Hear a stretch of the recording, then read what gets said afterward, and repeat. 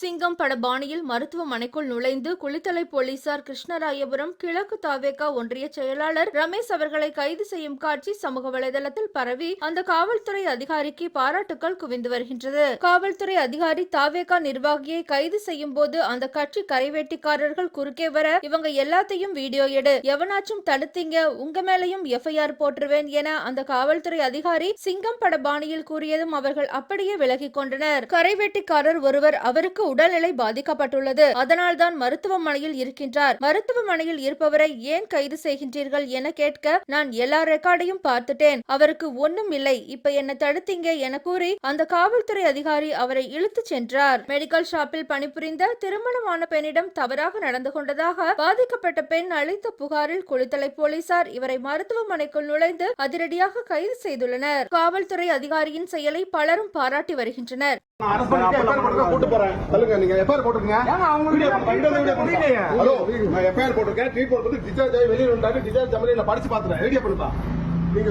தட்டிங்கன்னா உங்க மேல எஃப்ஐஆர் போட்டுவேன். அரசு வேலை பணியை செய்ய விடாம தட்டிங்கன்னா எஃப்ஐஆர் போட்டுவேன். யாருன்னு பார்க்க மாட்டேன். தலைமை வழக்கு பதிவு செஞ்சிருக்க. சம்பவத்தின் போது பாதிக்கப்பட்ட பெண்ணிற்கு ஆதரவாக அந்த வழியாக சென்றவர்கள் ஒன்று திரண்டு ரமேஷை தடுத்து அடித்ததாக கூறப்படுகின்றது. அந்த காட்சிகளும் சமூக வலைதளத்தில் பரவி வருகின்றது.